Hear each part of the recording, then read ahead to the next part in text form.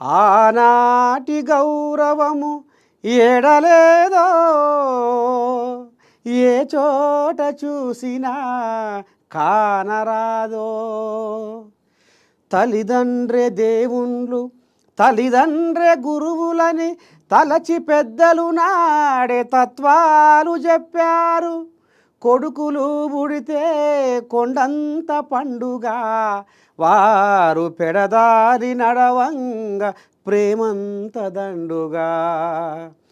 కన్నవారిని చూసి కక్ష సాధిస్తుండ్రు అన్నదమ్ములంటే ఆవేశపడుతుండ్రు. పెళ్ళి చెయ్యక ముందే తల్లిదండ్రులంటుండ్రు పెళ్ళైన తరువాత తరలిపోతున్నారు.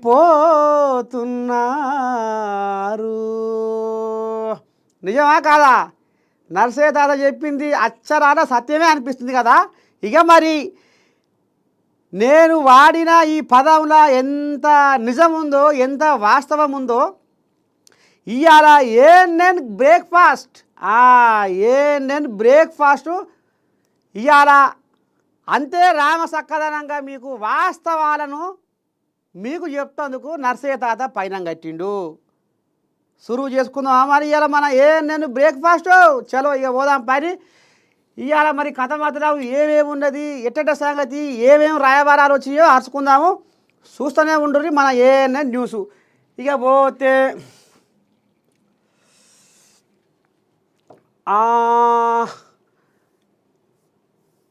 ఇది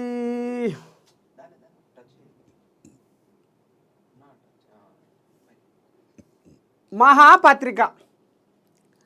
ఇవాళ మన ఏఎన్ఎన్ బ్రేక్ఫాస్టులకు మొదలు తొలిదొంబరము మహాపత్రిక వచ్చింది. సరే ఇక మరి ఇందులో ఏమున్నది కథ ఏంది ఏ కథ అంటే టీడీపీలో మంగిలి చిచ్చు అబ్బా ఉచ్చు పెట్టిందిరో దేవుడా. సింగరు మంగిలితో అరసవెల్లి సూర్యనారాయణుడిని దర్శించుకున్న కేంద్ర మంత్రి రామ్మోహన్ నాయుడు మండిపడుతున్న టీడీపీ కేడరు.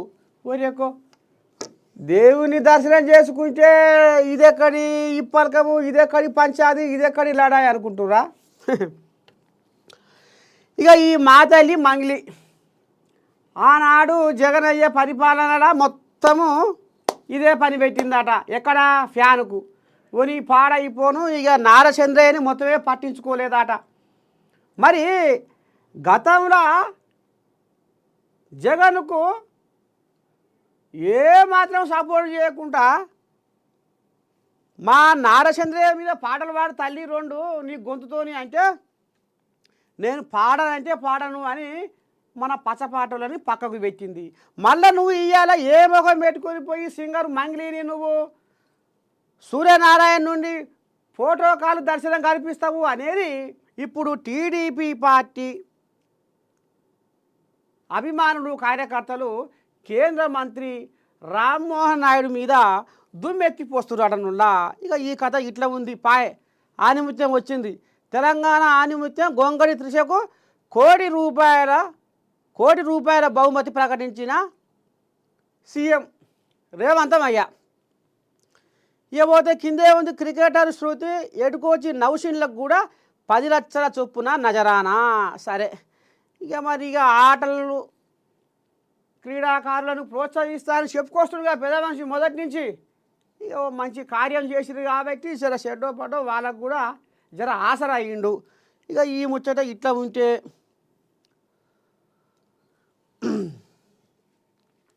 రేవంత్ అన్న సక్సెస్ జగన్ అన్న ఫెయిలు. అయ్యో దేవుడా, నా తోడ ఎందుకు పుట్టినావు షర్మిల? నా తోడ పుట్టి నా శుద్ధులు ఏంచిపోసుకుంటా ఇంకా ఎన్నాళ్ళు నన్ను బదనాం చేస్తావు షర్మిల. అయ్యదాం పంచిన ఆస్తిలో నీకు కూడా ఎంతో కొంత పంచి ఇచ్చినా కానీ ఇంకా నా వెంటనే పడుతున్నావు ఓ షర్మిల అని ఎంత ముతుకున్నా షర్మిల అమ్మ గుండె కరుగుతలేదు. ఇక మరి ఈ పంచాది పాడైపోను ఈ లడాయి మరి వాళ్లకు ఆస్తి పంపకాల విషయంలో ఏడ మొదలైందో ఏం కథ కానీ పొడుగు నుంచి పొడుగు దాకా అన్నకు అధికారం పోయినాక కూడా శల్యకు జాలి లేదంటే ఎంత కఠినమైన ప్రేమ చూపిస్తుందో చూడూరి షర్మిల. అయితే రేవంత్ అన్న సక్సెస్ అయిందట. ఎలా? తెలంగాణ సర్వే దేశానికి దిక్సూచి. రాహుల్ గాంధీ దూరదృష్టికి ఇదొక నిదర్శనము. షర్మిల సంచలన వ్యాఖ్యలు, చంద్రబాబు ముందు కొత్త డిమాండు. ఇక మీకు అర్థమైంది ఏందో చెప్పురా. కులగణన చేసే కదా రేవంతమయ్య. ఇక మరి నేను దేనికైనా సిద్ధమే. బీఆర్ఎస్ వాళ్ళు బీజేపీ వాళ్ళు సిద్ధమేనా? 42% బీసీ రిజర్వేషన్లకు నేను కంకణబద్ధున్నే. నేను రామ సక్కదనంగా చేసుకొచ్చిన ఈ కులగణన సర్వే బీహార్ రాష్ట్రంలో అది ఎక్కడ కార్యరూపం దాల్చకపోయినా నేను తెలంగాణలో నెగ్గించిన అని ఇప్పుడు రేవంతమయ్య చెప్పుకుంటుండు. ఇక అందుకనే షర్మిల రేవంతమయ్య సక్సెస్ అయ్యిండు అనేది ఆమె నోట్లోకి వెళ్ళి పలుకులు వెళ్తున్నాయి. ఇక గిది కథ. ఇక పోతే ఇదేంది, వామపక్ష వేదిక ఏర్పాటుకు కృషి చేస్తాం, ప్రజా ఉద్యమాలతో ప్రత్యామ్నాయ శక్తిగా ఎదుగుతాం, స్థానిక ఎన్నికల్లో ఒంటరిగానే పోటీ, వామపక్ష పార్టీలు ఉన్న చోట పరస్పర సహకారము. మీట్ ది మీడియాలో సిపిఎం రాష్ట్ర కార్యదర్శి జాన్ వెస్లీ. కోడియాగా బాగానే తిప్పల వర్తట్టే ఉంది. మరి గతంలో ఈ ఎర్రజెండా కోడియాగలు మునుగోడు ఉప ఎన్నికలో కూడా రాజగోపాయాన్ని ఓడిస్తేందుకు కంకణం కట్టుకొని కేసీరావయ్య సంకర జ్వరపడ్డారు. ఇక బాగానే ఇక అటు ఇటు శిల్పట్లు ఆడిర్రు, షటో పటో చేసిర్రు, ఇక అటో ఇటో జర నిగ్గిచ్చిర్రు. ఇక వీళ్ళ బలంతోనే అక్కడ మునుగోడులో మొన్న పోయిన ఉప ఎన్నికల ఓడిపోయిండు. ఇక ఇప్పుడు మాత్రం రేపు రాబోయే సర్పంచుల ఎలక్షన్లలో మాత్రం మేము ఒంటరిగానే పోటీ చేస్తాము, అక్కడక్కడ మరి కలగూర కంపగా ఉన్న వామపక్ష పార్టీలు ఏవైతున్నాయో వాటిని కలుపుకొని పోతాము అనే చెప్పుకొస్తుండు. ఎవరు? John Wesley.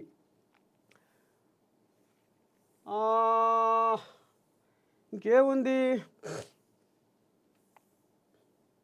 సీఎం పటాపట్, కాంగ్రెస్ పార్టీ ఎమ్మెల్యేలతో నేడు ప్రత్యేక సమావేశం, మంత్రులకు హెచ్చరిక, స్థానికంలో గెలవాలిక, ఎమ్మెల్యేల వినతులకు అగ్ర ప్రాధాన్యం, మార్పు లేకుంటే మార్పు తప్పదు, ఇక నుండి సీఎం రేవంత్ 2.0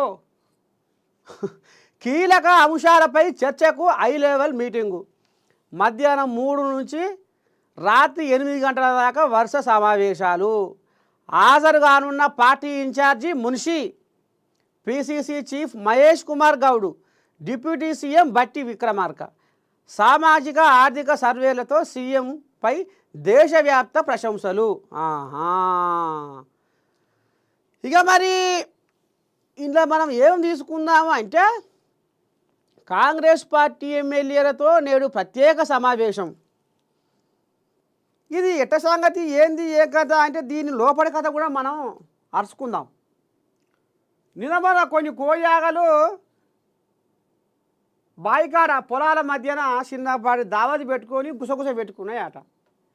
ఇక మరి ఎందువల్ల ఈ గుసగుస పెట్టుకునే కోయాగలు ఏమిటికి అని రేవంతమయ్య ఆరాధిస్తే పొంగులేటి శ్రీనివాసరెడ్డితోటి కొంచెం ఎన్నో వీళ్లకు తకిలీవ్ అయింది, కొంచెం బెడిసింది అనేది సోషల్ మీడియా ప్రచారం చేసేసరికి ఇక ఈ గుసగుస పోయి రేవంతమయ్య శివలో పడేసరికి అమ్మో ఇగటట్టున ఉంది కథ.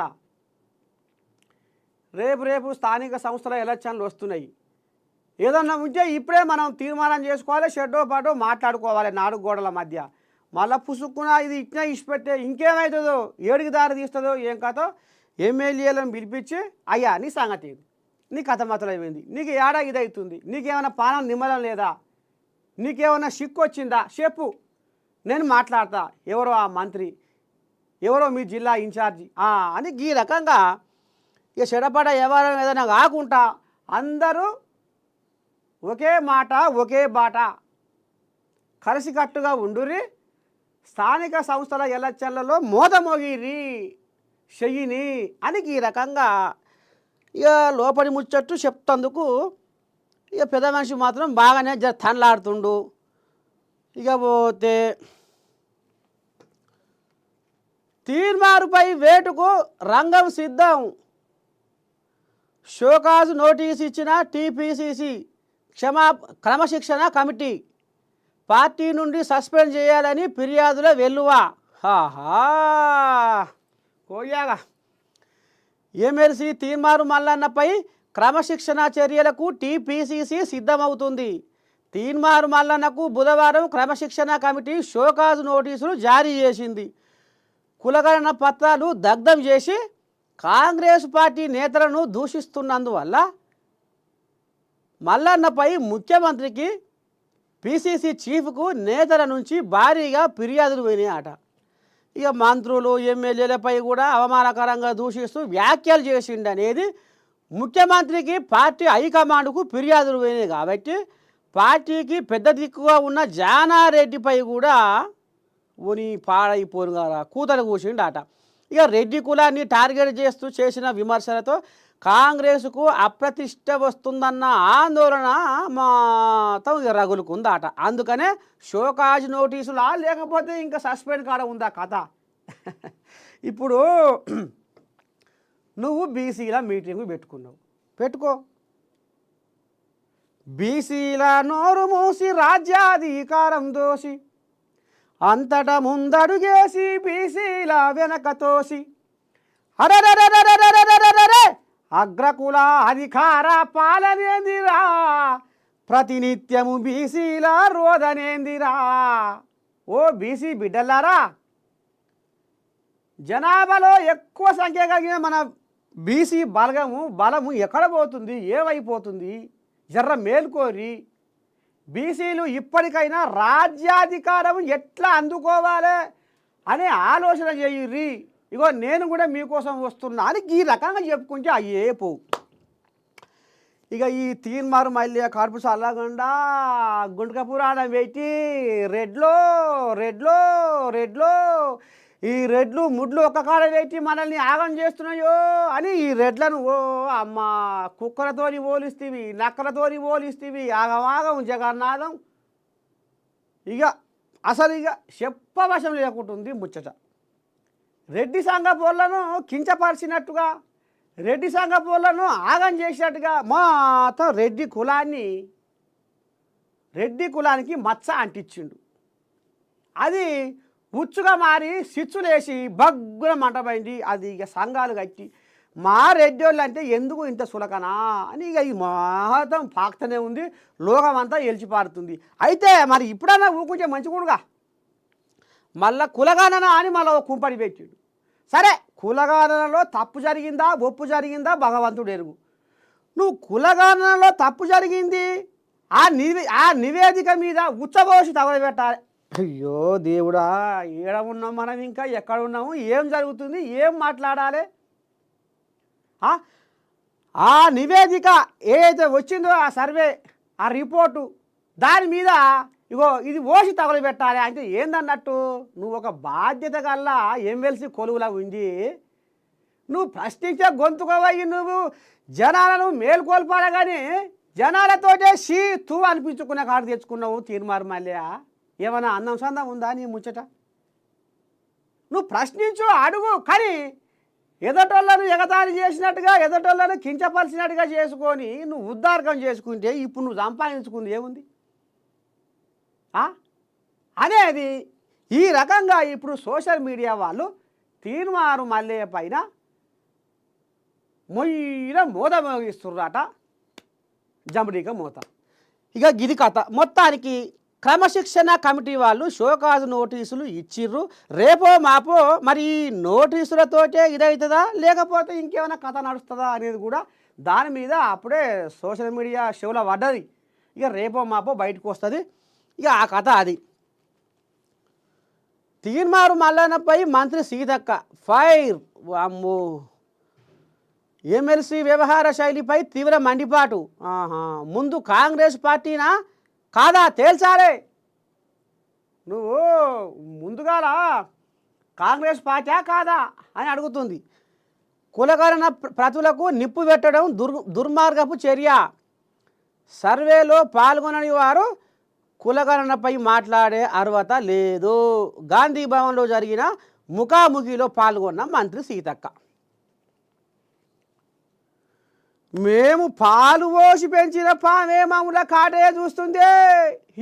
ఇప్పటికైనా దీన్ని తుంచేయకపోతే ఇక రేపటి మేము ఈగల దోగల ఇట్లా కొట్టుకోవాల్సిందే. ఈ కోళ్ళాగ ఇంకా ఎన్ని వేనుకుంటుందో, ఇంకా ఎన్ని చేస్తుందో.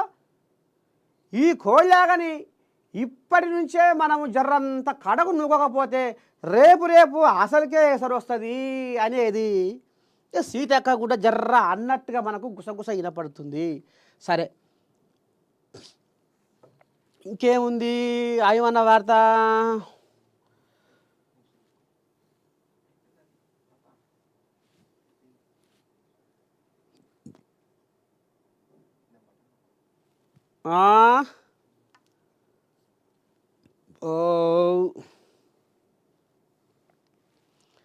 ఇక పోతే ఢిల్లీలో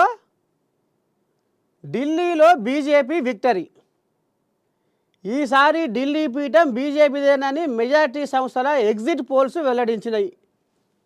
ఇక మరి ఫిబ్రవరి 8 తారీఖు నాడు మరి గద్దె ఎవరిదవుతుంది, ఏంది ఏం కథ అనేది ఇటు కాంగ్రెసు, అటు బీజేపీ, ఇటు ఆపు,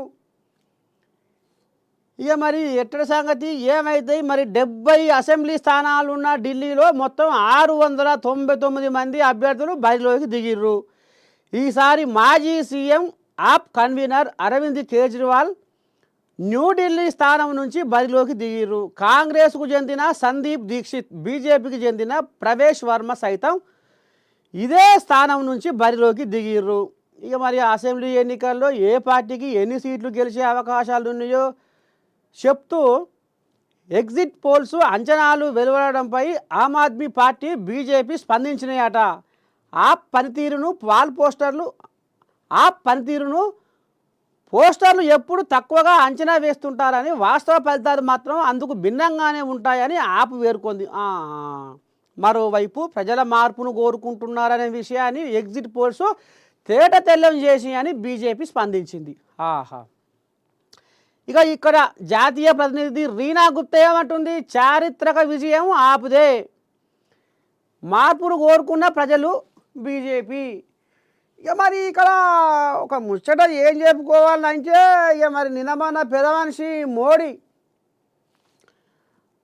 ఇక కేంద్ర బడ్జెట్ల మధ్యతరగతి కుటుంబాలకు, యువకులు, రైతులు, మహిళలు ఇటువంటి మధ్యతరగతి కుటుంబాలకు మేలు జరిగే బడ్జెట్ అని ఇప్పుడే ఈ ఎలక్షన్ల ముందరనే తీసుకొచ్చిండంటే దీని కథ మతలం ఏందో ఏం కథ అనేది కూడా జరంత గుసగుస నడిచింది. మళ్ళీ పోయి ఢిల్లీ, బీహార్ అక్కడ ఎలక్షన్లు ఉన్నాయి కాబట్టి ఎలక్షన్ల కోసమే ఈ కథ చేసిండు, గది మాకు తెలియదా అనేది కొంతమంది. ఇక లేదు ఎప్పటికీ ఈయనేనా, ఈయన మొనేసుకొని ఎప్పుడు ఈయనే ఉంటారా, వాళ్ళకు కూడా అవకాశం ఇద్దాం అనేది మరి కొందరు అటు కొందరు ఇటు, మరి ఇంకా కొంతమంది కాంగ్రెసు. మరి ఈ కాంగ్రెసు కథ కూడా ఓపాలు చూద్దాం అనేది కూడా మరి చూడాలి. ఇదా అదా మొత్తం త్రిముఖ పోటీలో మరి ఏదవుతుందో ఏం పోద్దాం చూద్దాం రేపు.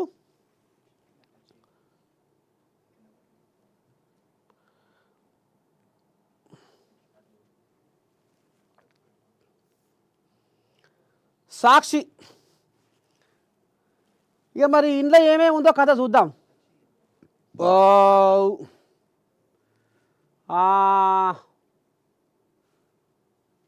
సిఎల్పి వెంటనే ఢిల్లీకి. అదే చెప్పుకున్నాం కదా ఎలాగనే ఎమ్మెల్యేలతో మీటింగు పెట్టుకున్నాక, కాంగ్రెస్ పార్టీ ఎమ్మెల్యేలతోటి రేవంతమయ్య మీటింగు పెట్టుకున్నాక ఇక ఢిల్లీకి పైరం కడతాడట. ఢిల్లీకి పైరం కట్టి మరి ఇక షెడ్డో పాటో మాట్లాడుకోవాలి కదా. మరి రేపు స్థానిక సంస్థల ఎలక్షన్లు వస్తున్నాయి. కార్యకర్తల కోసం ఎలా పనిచేస్తావో చూపిస్తా, ప్రజలే నా బలం, పార్టీ క్యాడర్ నా బలగం, పార్టీ నేతలతో సమావేశంలో వైఎస్ జగన్ భరోసా. మన కార్యకర్తలను చంద్రబాబు ఎన్ని ఇబ్బందులు పెడుతున్నారో చూస్తున్నా. మంచి చేసిన వారు, చెడు చేసిన వారు ఇద్దరిని గుర్తుపెట్టుకోండి. రెట్టించిన ఉత్సాహంతో పనిచేద్దాము. ప్రలోభ పెట్టినా, భయపెట్టినా దృఢంగా నిలబడ్డ వారిని చూసి గర్వపడుతున్నా. జగన్ అన్న 1.0 ఏది పిరా ఇది 1.0 ప్రజల కోసమే తాపత్రయపడ్డా. మన పాలనతో బాబు పాలనను ప్రజలు పోల్చి చూస్తున్నారు. కాలరు ఎగరేసి చెప్పుకునే పాలన మనది. అమ్మో, కాళ్ళను పట్టుకొని నిలదీసే పాలన వారిది. సూపర్ 6 లేవు, 7లు లేవు. హామీలను బాబు తుంగలో దొక్కిండు. బాబు నైజం ప్రజలకు అర్థమైంది. ఎన్నికలు ఎప్పుడు జరిగినా వైఎస్ఆర్సీపీ అఖండ విజయం తథ్యం. మన ప్రభుత్వం మళ్ళీ అధికారంలోకి రావడం ఖాయం. 30 ఏళ్ళు పరిపాలిస్తాం.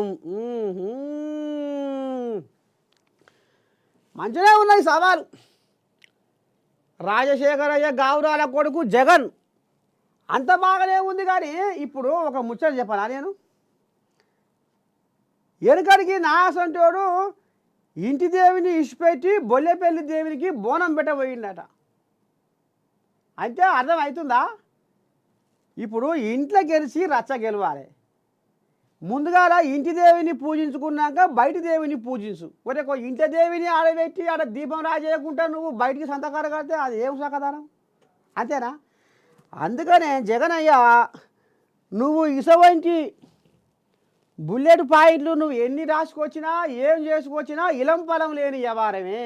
నువ్వేం చేయాలి? ముందుగాల నీ చెల్లెని దగ్గర తీసుకో, నీ అమ్మని దగ్గర తీసుకో.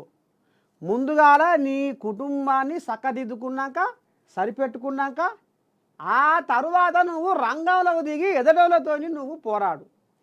కానీ నీ ఇంట్లోనే వ్యవహారం బాగలేదు అనే కాడికి ఇప్పుడు సోషల్ మీడియాలో నడుస్తున్న చర్చ అది కథ. నువ్వు మరి ఏమంటుండు? ఒక మాట ఏదో అనే ప్రలోభ పెట్టినా భయపెట్టినా దృఢంగా నిలబడ్డవాడిని చూసి గౌరవ. సరే, కొంతమంది అట్లుంటారు, కొంతమంది ఇట్లుంటారు. మరి నారచంద్రయ్యని అసెంబ్లీ సాక్షిగా నిండు సభలో ఏడవ పెడితివి, కన్నీళ్లు దిగబెడితివి. మరి అధికారం నీ చేతిలో ఉందని, మరి ఇప్పుడు వాళ్ళ చేతిలో ఉంది అధికారం. వాళ్ళు ఇష్టం వచ్చిన ఆట ఆడుతున్నారు, ఇష్టం వచ్చిన పాట పాడుతున్నారు. అందుకనే ముందుగా నేనేమంటున్నా అంటే నీ ఇష్టం వచ్చినట్టుగా నువ్వు ఏది రాసుకున్నా అది ఇరం పొలం తక్కువ వ్యవహారం. ముందుగా నీ ఇంటి వ్యవహారాన్ని నీ చెల్లెని మీ అమ్మని చేతిలో పెట్టుకో అని నేను చెప్తున్నా. ఇక పోతే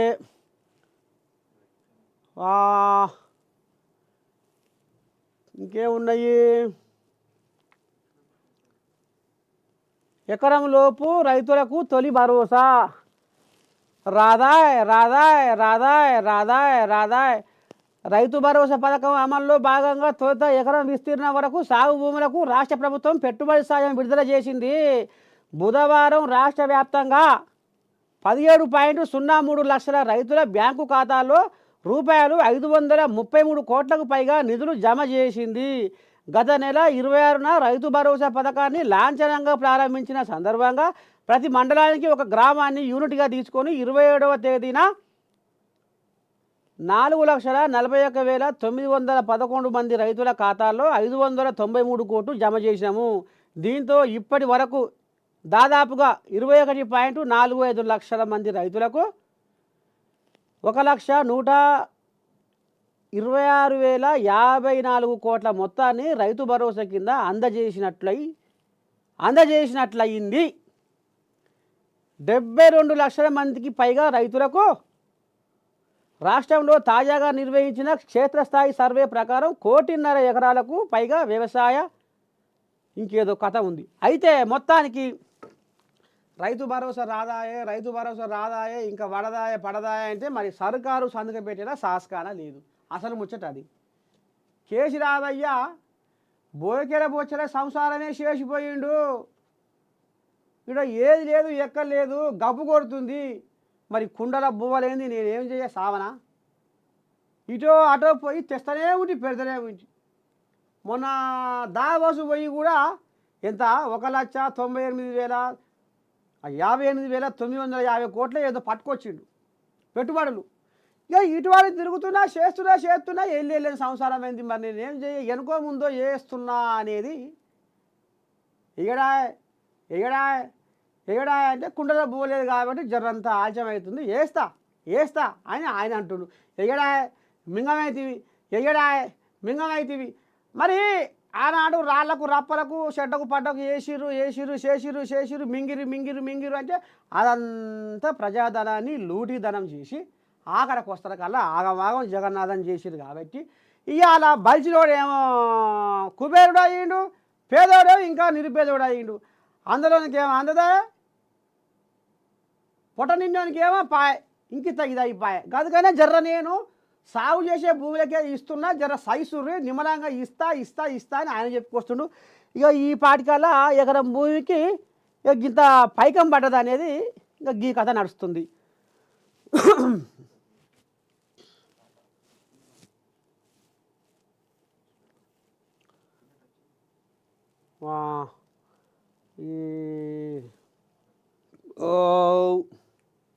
పోదేమే ఇది ఒరేక ఇదే మాట ఆడిపిస్తున్నా అన్న ఒరేక ఇది నా ముసలిదాని కంటే ఎక్కువ. వామ్మో వెలుగు వచ్చింది.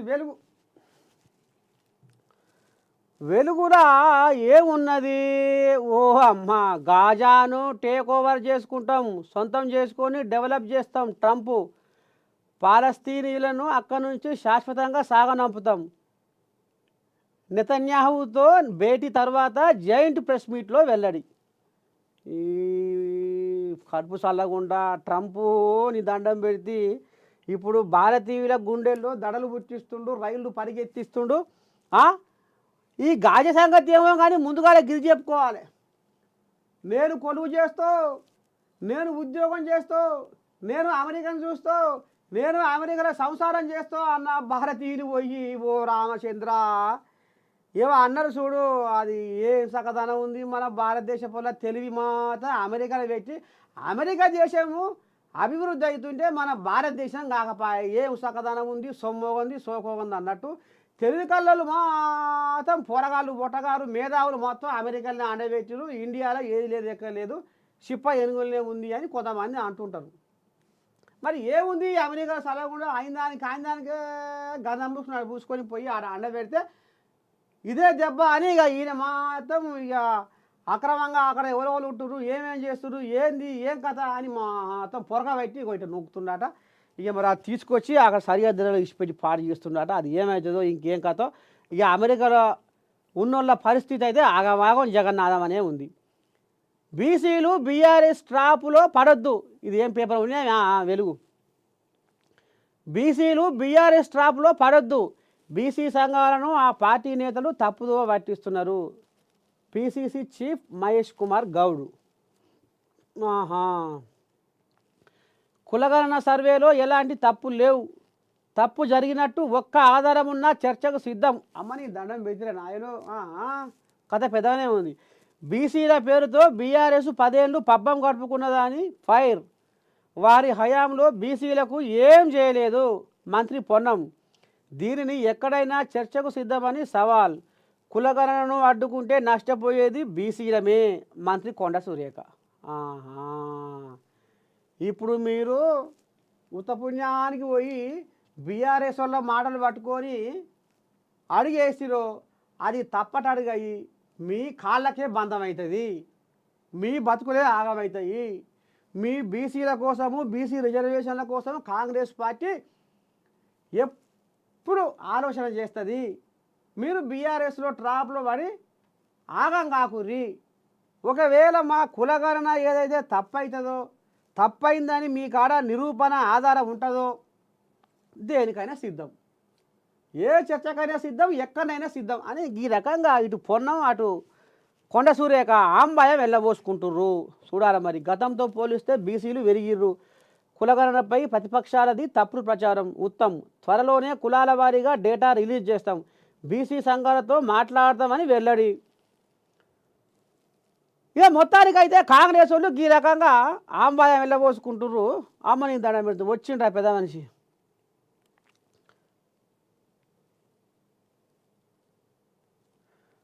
త్రివేణి సంగమంలో మోదీ పుణ్యస్థానం. గంగామాతకు సారే ప్రత్యేక పూజలు. మెడలో రుద్రాక్షమాలతో సూర్యభగవానుడికి జల సమర్పణ. గంటన్నరలో పర్యటన ముగించుకొని ఢిల్లీకి రిటర్ను. మొత్తానికి మహాకుంభమేళలో అడుగు పెట్టిండు పెద్ద మనిషి.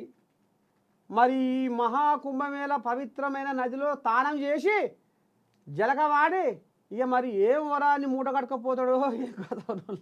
ఎందుకంటే ఇప్పటికే ఢిల్లీలో ఇక మరి ఆయన కేజ్రీవాల్ బాగానే బిర్రగానే పోటీ పడుతుండు.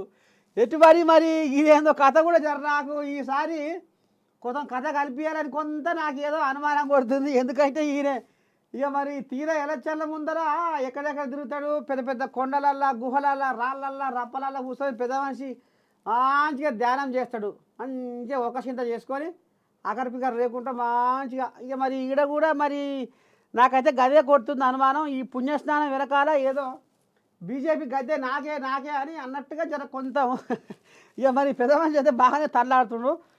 ఇక పోతే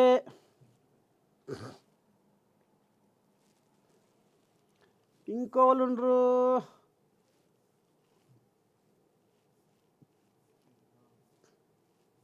ఇదేం పేపరు? ఓ ఇది సాక్షి అయిపోయాగా. ఇది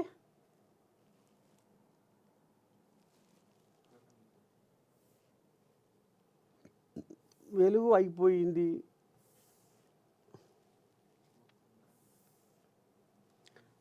ఈనాడు.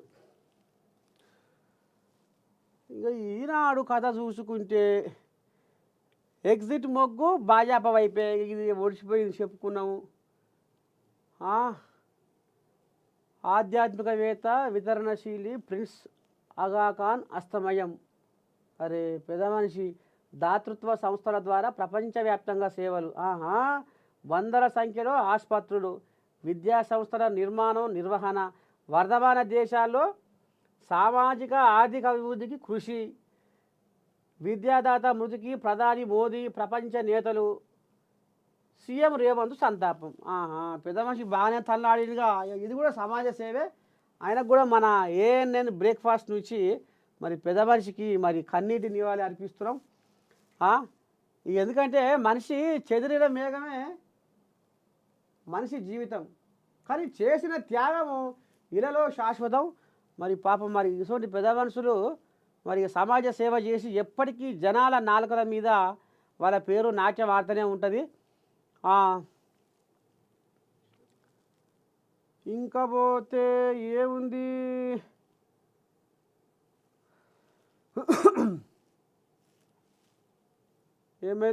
ఎమ్మెల్యే లేదు. నేడు సీఎం భేటీ, నేడు ఢిల్లీకి రేవంత్, అది చెప్పుకున్నాము.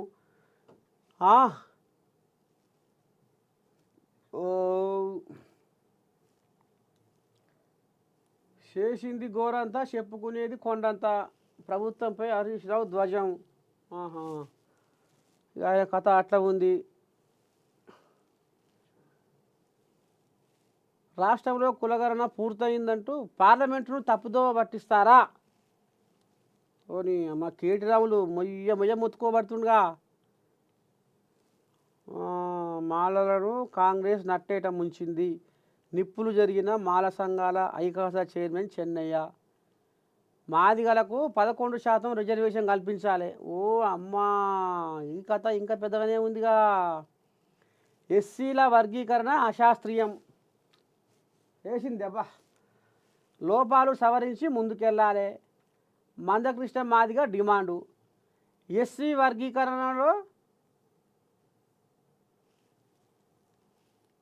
వర్గీకరణలో మాదిగ సామాజిక వర్గానికి న్యాయమైన 11% రిజర్వేషన్లు కల్పించాలని ఎంఆర్పిఎస్ వ్యవస్థాపక అధ్యక్షుడు మందకృష్ణ మాదిగ డిమాండ్ చేస్తుంది.